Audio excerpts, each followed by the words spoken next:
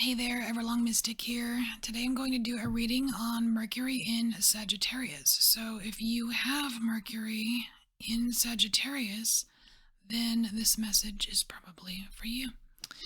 And I just kind of wanted to give Mercury some love here because a lot of readings you see online, it's like, the message is for Sun, Moon, Rising, and Venus, and they forget about Mercury.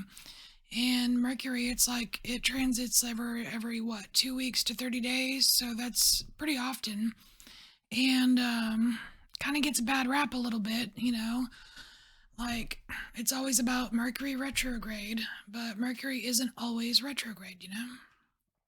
So, Mercury in Sagittarius. Now this is pretty interesting because like especially like conversation wise, when it comes to those with Mercury and Sagittarius, like they're like some of the coolest people to talk to ever.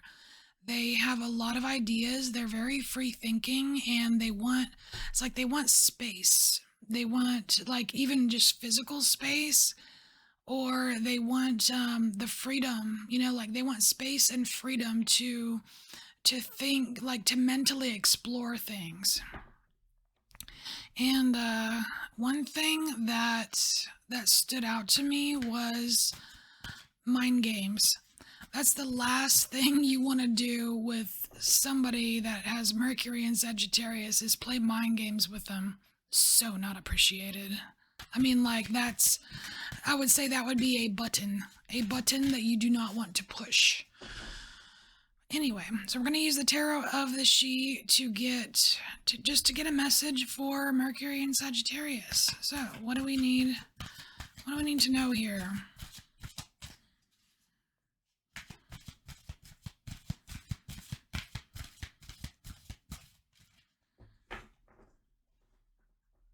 I do think it's really cool that the She deck keeps wanting to come out, because I kind of like randomly pick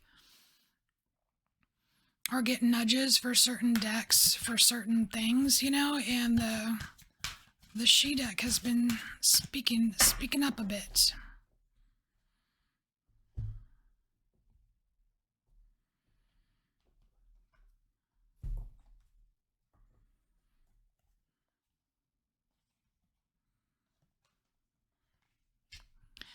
So we have Dreamer 10, Desolation. I feel, yeah.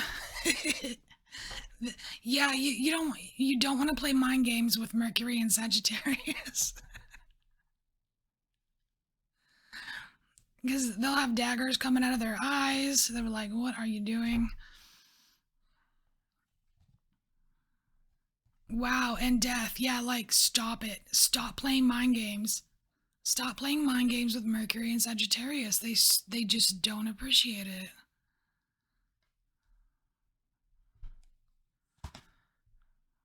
Warrior 9, Guardian.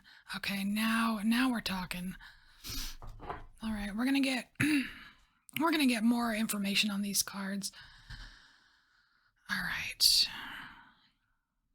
So let's see. What is this? So what is this Dreamer 10 really about? What is this Dreamer 10? Because it's like desolation. I mean, that it says desolation here in the card, but this is, like the ten of swords. Like complete decimation, like, and it's weird because like death, like the ending of something or a major change of something, that usually happens after something like this.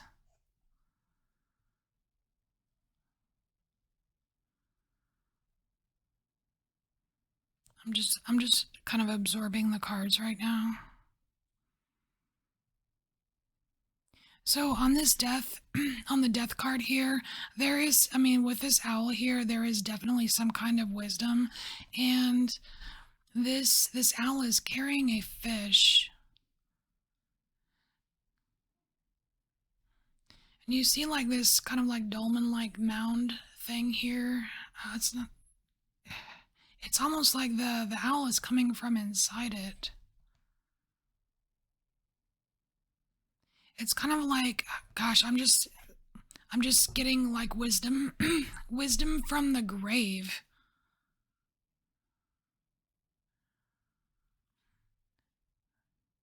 Wisdom from the grave. All right. Dreamer 10. What do we need to know about this Dreamer 10 for Mercury in Sagittarius? What is this desolation?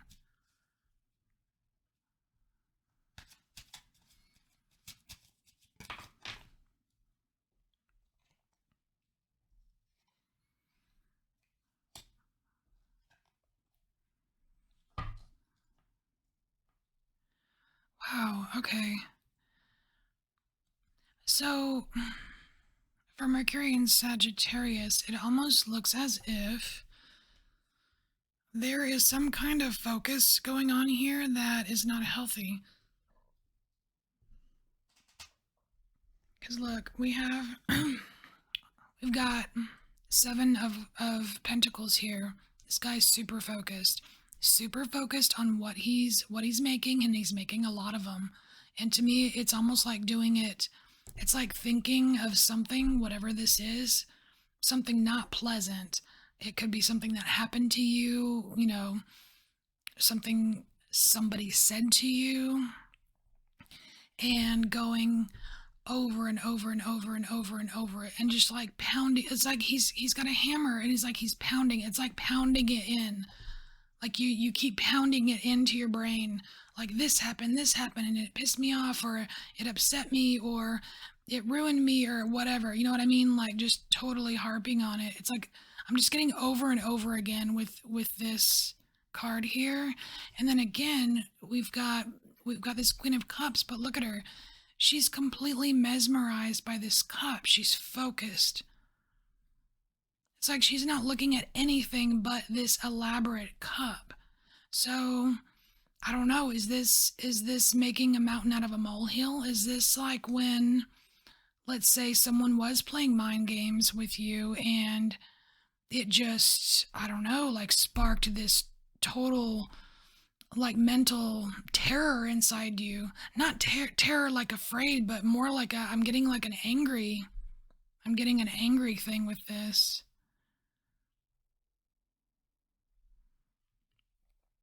I'm just getting too much focus here. Too much focus. Too much focus on like beating it into your brain, then going over it and over it and over it when someone pisses you off. Like that's what I'm getting. And so this death is like you you gotta you gotta stop that. I mean, it's weird. It's like, so you've got this owl coming out of this mound, right? And this mound, to me, it feels like burial, you know, like a grave or a burial. And it's almost like it's saying like you know, because he's carrying the fish here. It's like extract the wisdom from the experience, and then put it to rest. You know, like learn the lesson, and put it to rest. It's like don't continue this elaborate focus on reliving it over and over and over, because it's so not healthy, you know? You've got way better things to do. I mean, you've got like awesome things to think about and ponder, and I mean, things to learn, things to philosophize. I mean, because look, we have this warrior 9. This is the guardian. This is like this awesome spirit guy that's like kind of watching over you, and the wings are like, it looks like there's these snake scales. Like the wings are made out of snake scales, and snakes are like such a healing and motherly. I always get like this motherly feeling with snakes, like the symbolism of snakes. I guess not snakes in real life, but but you know, there's like this motherly symbolism with snakes, and it's like this guardian is just waiting. It's waiting for you to stop focusing on this kind of stuff, so that you can get to the good stuff. It's like it's like holding space. It's like this guardian is holding space for you, ready to just open this portal. And but you can't even think about this portal or this energy at all if you're focusing on this. And I feel like that's why you're kind of being given this advice to just extract the lesson or extract the knowledge from this situation and then put it to rest. All right.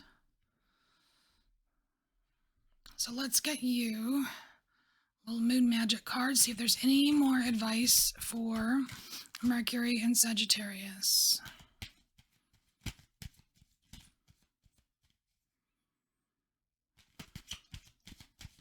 Oh, and another thing, I want to say that